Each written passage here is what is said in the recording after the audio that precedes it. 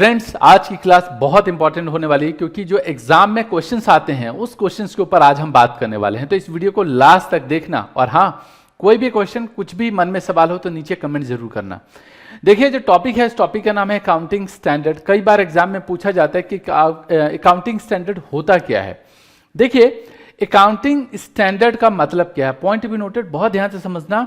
यहां पे एक वर्ड लिखा है, यही वर्ड सब कुछ बतला देता है। Accounting standard is a written policy. ओ, रिटन पॉलिसी होती है, हाँ, पॉलिसी होती है, रूल्स होते हैं, रेगुलेशंस होते हैं इसमें। तो अकाउंटिंग स्टैंडर्ड क्या है? रिटन पॉलिसी है।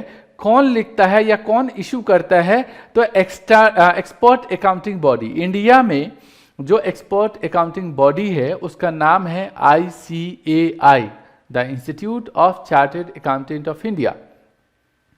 तो ये जो रिटर्न, एक तरीके से जो रिटर्न पॉलिसी होती है जिसे इशू करता है कौन? ICAI। This is called accounting standard. इसको अकाउंटिंग स्टैंडर्ड बोलते हैं। थोड़ा सा डेप्थ में समझते हैं कि अकाउंटिंग स्टैंडर्ड और क्या होता है। देखिए, यहाँ पे हमने इसका मीनिंग, जब कई बार एग्जाम में आ जाता है कि लिख के बताओ, तो क्या लिखना है वो बता रहा हूं मैं, क्योंकि यहाँ पे काफी सारे टेक्निकल वर्ड्स हैं। तो accounting standards are written policy. Point be noted, ये क्या है? एक रिटन पॉलिसी है। तो accounting standard are written policy document issued by expert accounting body और बाय गवर्नमेंट बॉडी। बेसिकली हमारे इंडिया में ICAI इसको रेगुलेट करता है, covering the aspects of regulation, मतलब recognition, measurement and presentation and disclosure of accounting transaction in the financial statements. जो हम लोग बैलेंस शीट बनाते हैं ना, उस बैलेंस शीट में जो चीजें हम लोगों को लिखनी है, दैट इज वेरी इंपॉर्टेंट, कि कौन सी चीज को कैसे रिप्रेजेंट करते हैं। तो ICAI, the institute of chartered accountant of India, ने ये स्पेशली प्रिस्क्राइब कर रखा है कि ये रूल है और इन सभी रूल को फॉलो करते हुए आपको एक जो फाइनेंशियल पोजीशन है, मींस बैलेंस शीट है, वो बनानी है। और अकाउंटिंग करते वक्त कौन कौन से रूल्स का ध्यान रखना है, कौन कौन से चीजों को फॉलो करना है, वो ICAI ही रेगुलेट करता है। This is called accounting standard. जैसे मैंने बोला है कि जितनी भी अकाउंटिंग बॉडी है, आपको पता है कि जो चार्टर्ड अकाउंटेंट का कोर्स होता है, CA का कोर्स, कई बच्चे मुझसे पूछते भी हैं, तो इसके लिए बहुत जल्दी एक वीडियो भी बना दूंगा जिसमें मैं बता दूंगा कि CA कैसे करते हैं और CA में कौन कौन, मतलब किस तरीके से करें कि फर्स्ट अटेम्प्ट में CA क्लियर हो जाए। आगे चल के डिस्कस करूंगा मैं किसी पर्टिकुलर वीडियो में। फिलहाल ICAI जो है, इसके मेंबर जो होते हैं उसको बोलते हैं CA, चार्टर्ड अकाउंटेंट। और चार्टर्ड अकाउंटेंट जो है एक तरीके से ऑडिटर के रूप में भी काम करता है।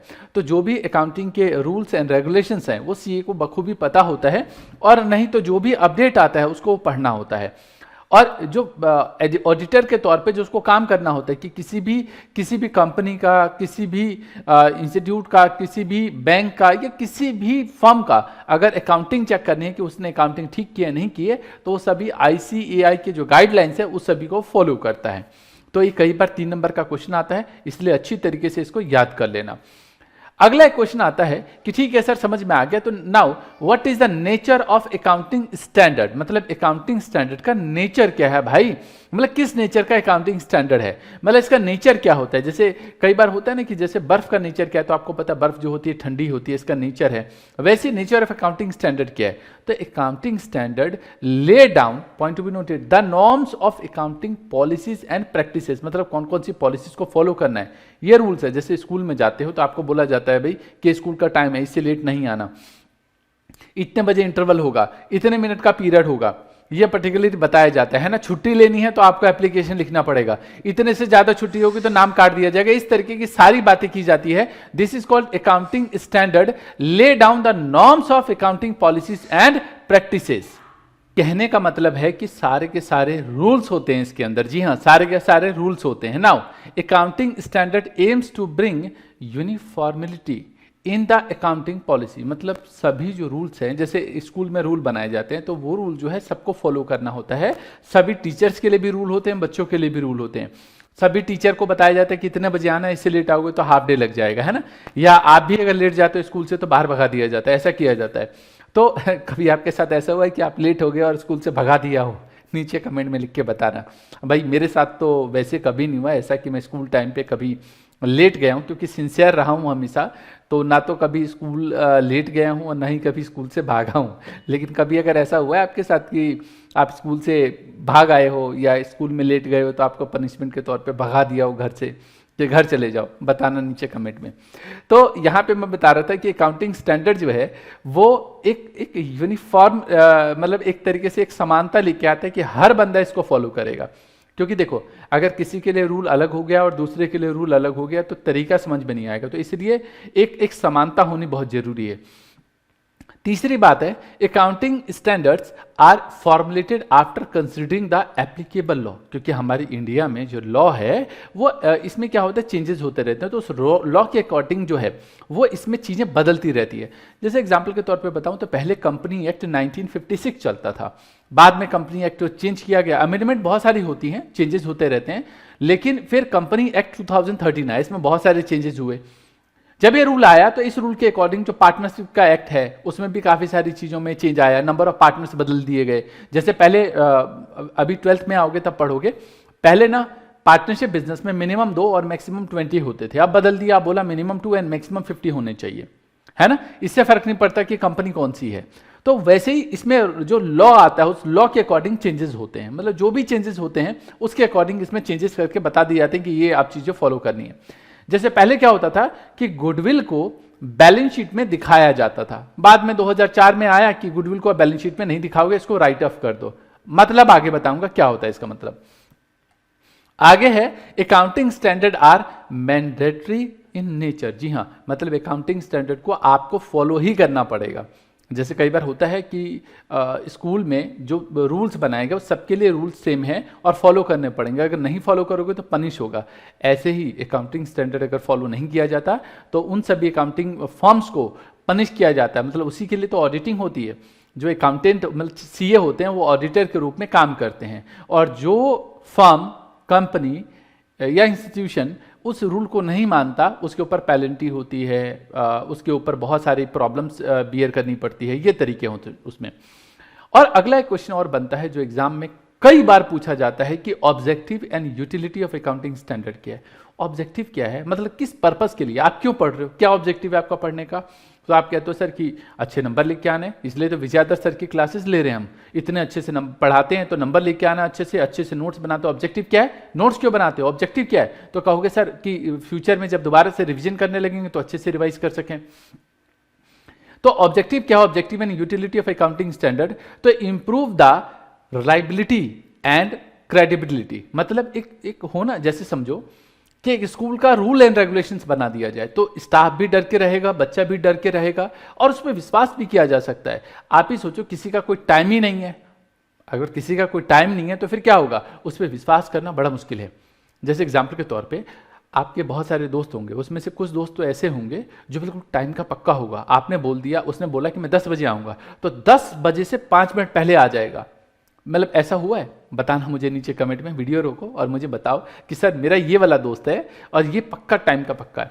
लेकिन बहुत सारे लोग ऐसे हैं कि टाइम के पक्के नहीं। जैसे मेरे एक मित्र हैं और जब भी मैं टाइम की बात करता हूँ तो टाइम पे कभी नहीं आएंगे, या तो टाइम से पहले आएंगे तो मेरा पूरा सिस्टम खराब कर देते हैं, मतलब जो पूरा शेड्यूल है उसको खराब कर देते हैं, या टाइम के बाद आते हैं तो भी खराब हो जाता है।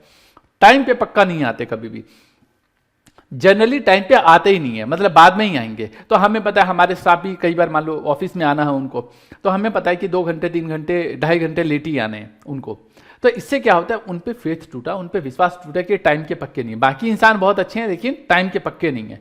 तो एक विश्वास है, पात्रता, विश्वास पात्रता है वो घटती है।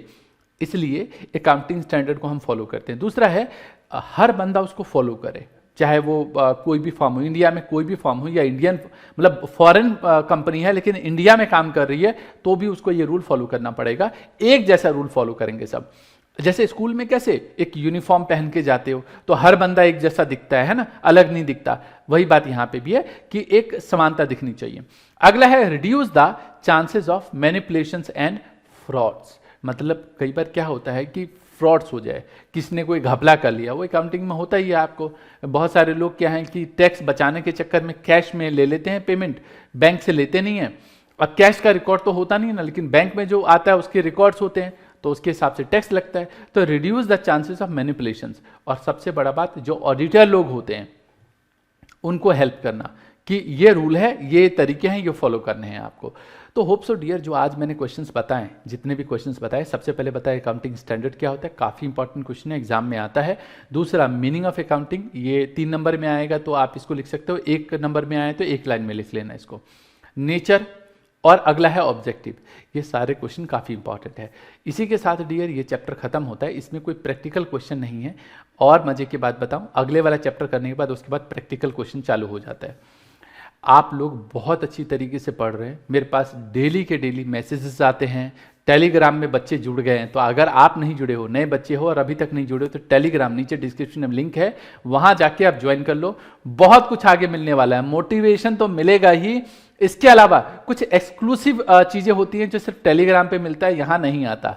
मेरे से बात कर सकते हो, डिस्कशंस कर सकते हो, तो टेलीग्राम में नीचे डिस्क्रिप्शन में है, जाओ उस लिंक पे अभी वीडियो के बाद उसको ज्वाइन कर लेना। इसके अलावा कोई भी मन में सवाल है नीचे कमेंट करके बताओ। वीडियो पे बिल्कुल नए हो, मतलब अभी आए हो, तो भैया अपने 10 दोस्तों को बताओ एटलीस्ट, ताकि ये फ्री लेक्चर का जो पर्पज है वो पूरा हो सके। और हाँ, रेगुलर रहो लेक्चर्स के लिए, ठीक। मिलूंगा अगली वीडियो में, तब तक के लिए all the best, take care, जय हिंद, जय भारत।